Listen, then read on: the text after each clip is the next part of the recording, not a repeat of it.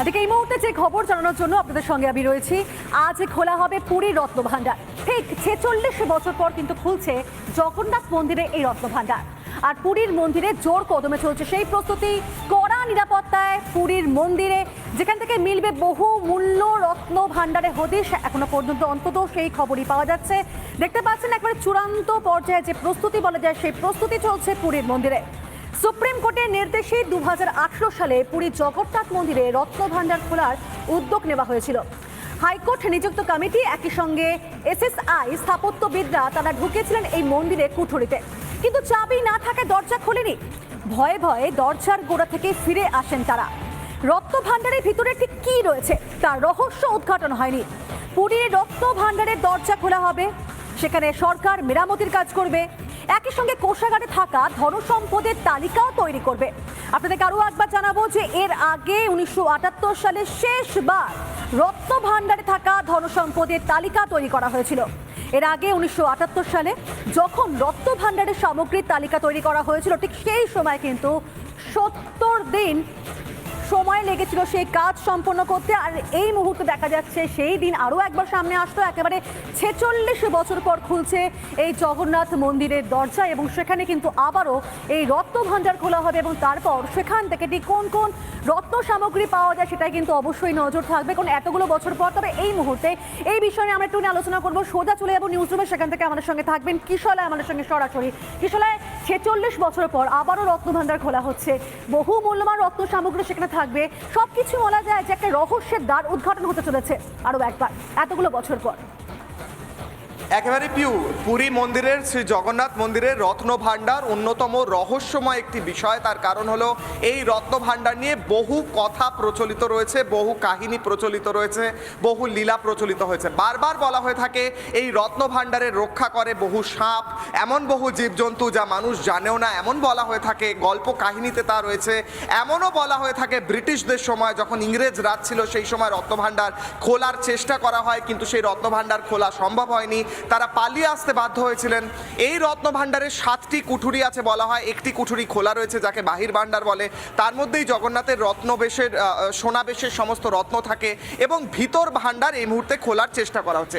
এই মুহূর্তে সেই ছবি দেখাবো, যে ছবিতে দেখা যাচ্ছে কিভাবে বাক্স নিয়ে যাওয়া হচ্ছে। পুরীর এই বিশেষ বাক্সগুলি কিন্তু জগন্নাথের সুটকেস বলা হয় এই বাক্সগুলিকে, কারণ জগন্নাথ যখন রথে ওঠেন তখনও এই বাক্সগুলির মাধ্যমেই জগন্নাথের জিনিসপত্র, শ্রী জগন্নাথ দেবের জিনিসপত্র এই বাক্সগুলির মাধ্যমে নিয়ে যাওয়া হয়। তার কাপড় জামা থেকে শুরু করে ধনরত্ন সমস্ত কিছু এই জগন্নাথ দেবের সুটকেসের মাধ্যমে নিয়ে যাওয়া হয়। সেই সুটকেসের ছবি এই মুহূর্তে পুরী মন্দিরে প্রবেশ করানো হয়েছে। এরপর গ্রাফিক্সের মাধ্যমে আমি দেখানোর চেষ্টা করব পিউ, যে এই মুহূর্তে কি কি এক্সপেক্টেড রয়েছে। 46 বছর পর খুলছে পুরীর রত্নভাণ্ডার। 46 বছর পর কি খুলছে? রত্নভাণ্ডারের দ্বিতীয় কুঠুরি বা দ্বিতীয় ঘর বা ভিতর মণ্ডপ যেটাকে বলা হয়। পরের স্লাইডটা যদি দেখানো যায়, এই মুহূর্তে পুরীর রত্নভাণ্ডারের ভিতরে কি রয়েছে সেই সমস্ত কিছু তথ্য কি উঠে আসছে।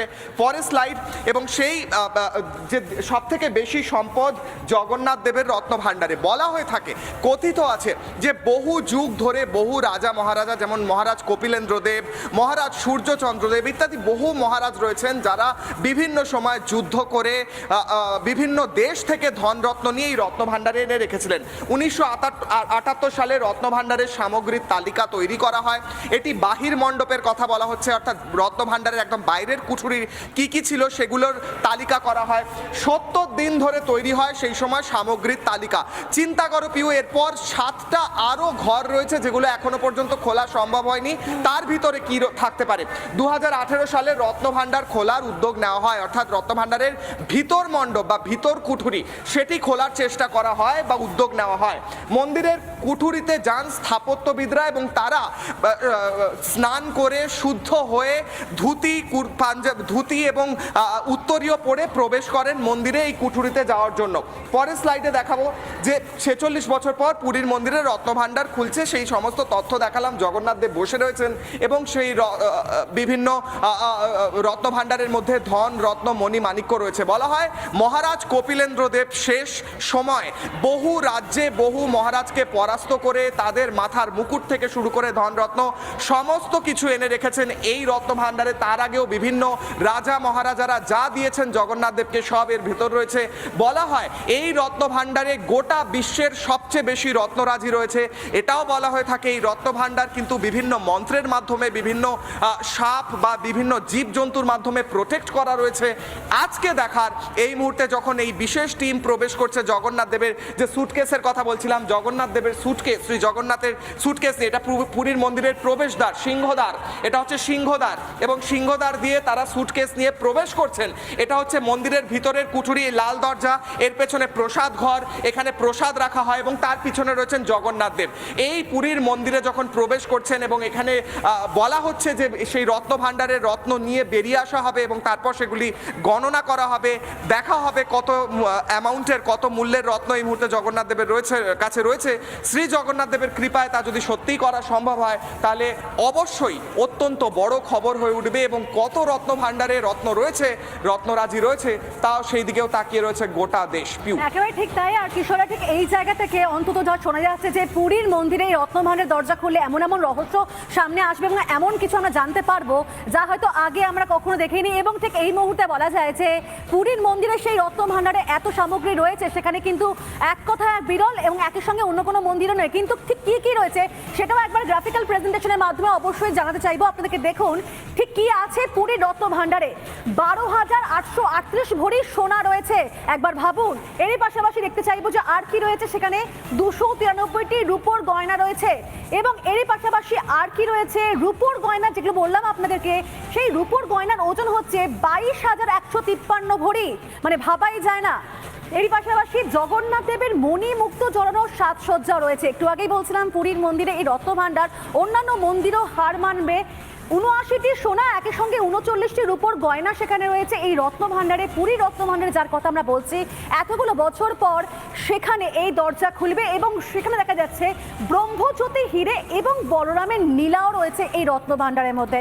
একের পর এক সমস্ত ডিটেলস একেবারে পুঙ্খানুপুঙ্খভাবে দেখাচ্ছে রিপাবলিক বাংলা আপনাদেরকে। দেখুন সেখানে রয়েছে সুভদ্রার মণি মুক্ত, সেটাও কিন্তু রত্ন ভাণ্ডারের মধ্যে রয়েছে। জানতে পারছেন আপনারা 350-এরও বেশি সোনার গয়না রয়েছে, অর্থাৎ সংখ্যাটা কিন্তু অনেকটা এরকম। আর যে কোনো মন্দিরটি ঘাট বাঁধবে পুরীর মন্দিরের কাছে।